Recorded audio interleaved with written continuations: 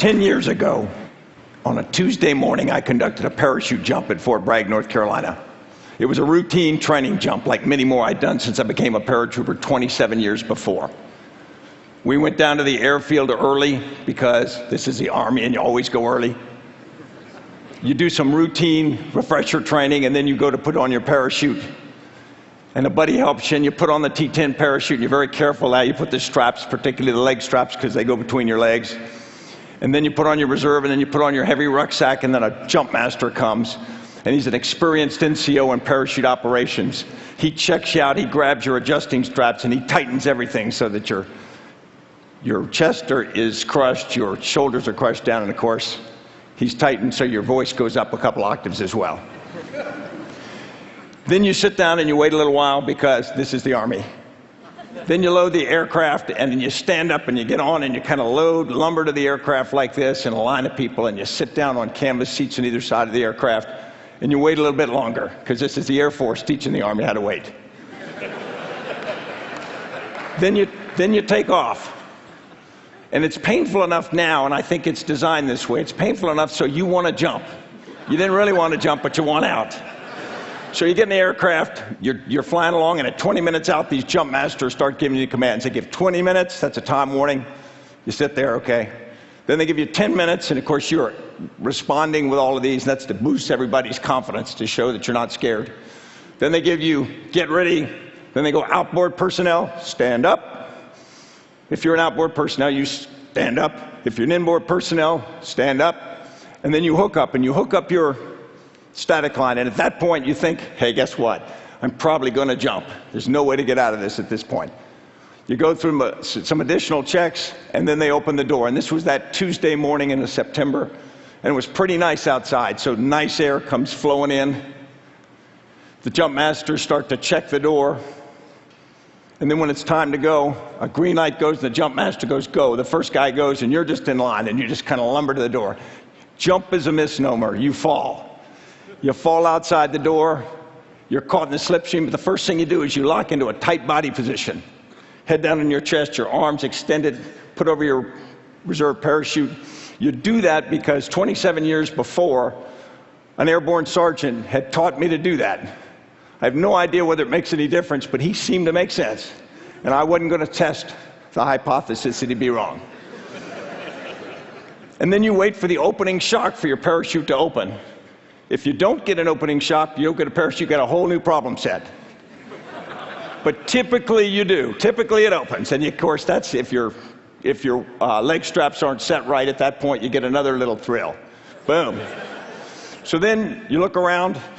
You're under academy, you say, this is good. Now you prepare for the inevitable. You are going to hit the ground. You cannot delay that much.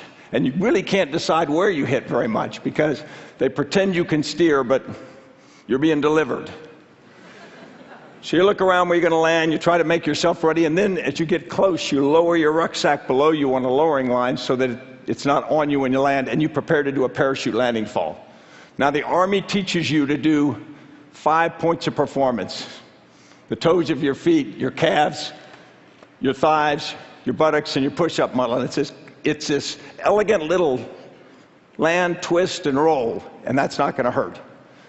In 30-some years of jumping, I never did one. I always landed like a watermelon out of a third-floor window.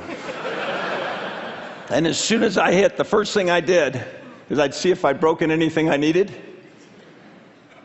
I'd shake my head, and I'd ask myself the eternal question, why didn't I go into banking? And I'd look around, and then I'd see another paratrooper, a young guy or girl, and they'd have pulled out their M4 carbine, and they'd be picking up their equipment. They'd be doing everything that we had taught them. And I realized that if they had to go into combat, they would do what we had taught them, and they would follow leaders. And I realized that if they came out of combat, it would be because we led them well. And I was hooked again on the importance of what I did. So now I do that Tuesday morning jump, but it's not any jump. That was September 11th, 2001. And when we took off from the airfield, America was at peace. When we landed on the drop zone, everything had changed. And what we thought about the possibility of those young soldiers going into combat as being theoretical was now very, very real. And leadership seemed important. But things had changed. I was a 46-year-old brigadier general. I'd been successful. But things changed so much that I was going to have to make some significant changes. And on that morning, I didn't know it. I was raised with traditional stories of leadership, Robert E. Lee, John Buford at Gettysburg. And I also was raised with personal examples of leadership. This was my father in Vietnam. And I was raised to believe that soldiers were strong and wise and brave and faithful. They didn't lie, cheat, steal, or abandon their comrades. And I still believe real leaders are like that. But in my first 25 years of career, I'd had a bunch of different experiences. One of my first battalion commanders, I worked in his battalion for 18 months, and the only conversation he ever had with Lieutenant McChrystal was at mile 18 of a 25-mile road march, and he chewed my ass for about 40 seconds. And I'm not sure that was real interaction. But then a couple years later, when I was a company commander, I went out to the National Training Center, and we did an operation, and my company did a dawn attack. You know, the classic dawn attack. You prepare all night, move to the line of departure, and I had an armored organization at that point. We moved forward, and we get wiped out. I mean, wiped out immediately. The enemy didn't break a sweat doing it. And after the battle, they bring this mobile theater, and they do what they call an after-action review to teach you what you've done wrong, sort of leadership by humiliation. They put a big screen up, and they take you through everything, and then you didn't do this, and you did do this, etc. I walked out feeling as low as a snake's belly in a wagon rut. And I saw my battalion commander because I had let him down. And I went up to apologize to him, and he said, "Stanley, I thought you did great." And in one sentence, he lifted me, put me back on my feet, and taught me that leaders can let you fail and yet not let you be a failure. When 9/11 came, 46-year-old Brigadier General McChrystal sees a whole new world. First, the things that are obvious that you're familiar with. The environment changed. The speed, the scrutiny, the sensitivity of everything now is so fast. Sometimes it evolves faster than people have time to really reflect on it. But everything we do is in a different context. More importantly, the force that I led was spread over more than 20 countries. And instead of being able to get all the key leaders for a decision together in a single room and look them in the eye and build their confidence and get trust from them, I'm now leading a force that's dispersed. And I've got to use other techniques. I've got to use video teleconferences. I've got to use chat. I've got to use email. I've got to use phone calls. I've got to use everything I can, not just for communication, but for leadership. A 22-year-old individual operating alone thousands of miles from me has got to communicate to me with confidence. I have to have trust in them and vice versa, and I also have to build their faith. And that's a new kind of leadership for me. We had one operation where we had to coordinate it from multiple locations. An emerging opportunity came, didn't have time to get everybody together. So we had to get complex intelligence together. We had to line up the ability to act. It was sensitive. We had to go up the chain of command, convince them that this was the right thing to do, and do all of this on electronic medium. We failed. The mission didn't work. And so now what we had to do is I had to do reach out to try to rebuild the trust of that force, rebuild their confidence, me in them and them in me, and our seniors in us as a force, all without the ability to put a hand on a shoulder. Entirely new requirement. Also, the people had changed. You probably think that the force that I led was all steely-eyed commandos with big knuckled fists carrying exotic weapons. In reality, much of the force I led looked exactly like you. It was men, women, young, old, not just from military, from different organizations, many of them detailed to us just on a handshake. And so instead of giving orders, you're now building consensus and you're building a sense of shared purpose. Probably the biggest change was understanding that the generational difference, the ages had changed so much. I went down to be with a Ranger platoon on an operation in Afghanistan. And on that operation, a sergeant in the platoon had lost about half his arm throwing a Taliban hand grenade back at the enemy after it landed in his fire team. We talked about the operation, and then at the end I did what I often do with a force like that. I asked, "Where were you on 9/11? And one young Ranger in the back, his hair's tousled and his face is red and windblown from being in combat in the cold Afghan wind. He says, "Sir, I was in the 6th grade."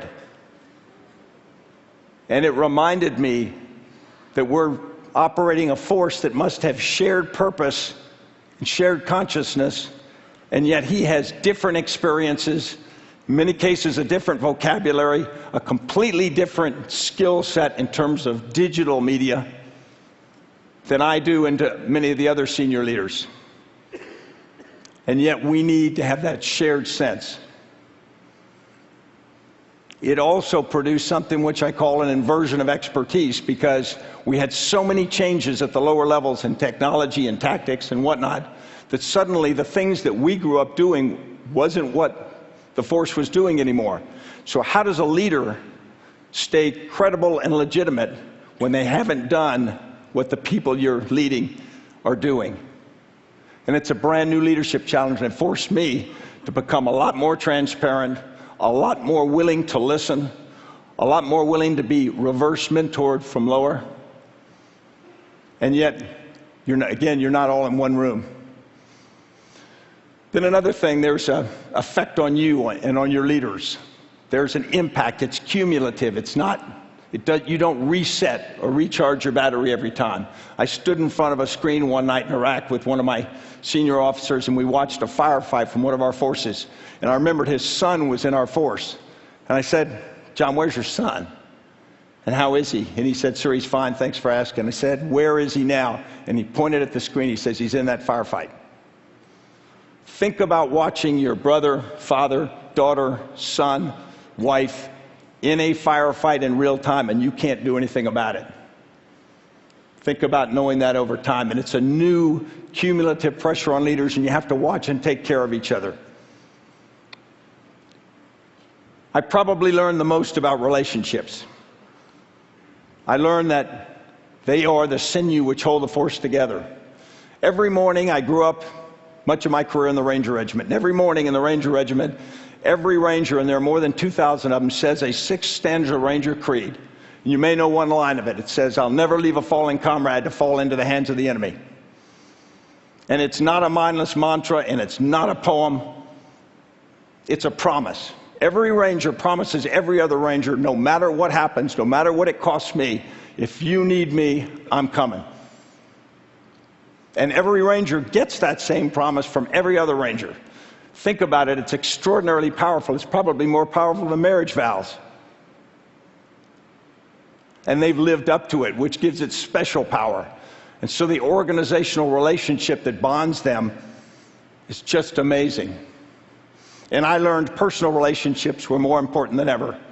We were in a difficult operation in Afghanistan in 2007, and an old friend of mine that I had spent many years, various points in my career with, godfather to one of their kids, he sent me a note just in an envelope that had a quote from Sherman to Grant that said, "I knew if I ever got in a tight spot that you would come, if alive." And having that kind of relationship for me turned out to be critical at many points in my career, and I learned that you have to give that in this environment because it's tough. That was my journey. I hope it's not over. I came to believe that a leader isn't good because they're right. They're good because they're willing to learn and to trust. This isn't easy stuff. It's not like that electronic abs machine where 15 minutes a month you get washboard abs. And it isn't always fair. You can get knocked down, and it hurts. And it leaves scars. But if you're a leader, the people you've counted on will help you up. And if you're a leader, the people who count on you need you on your feet. Thank you.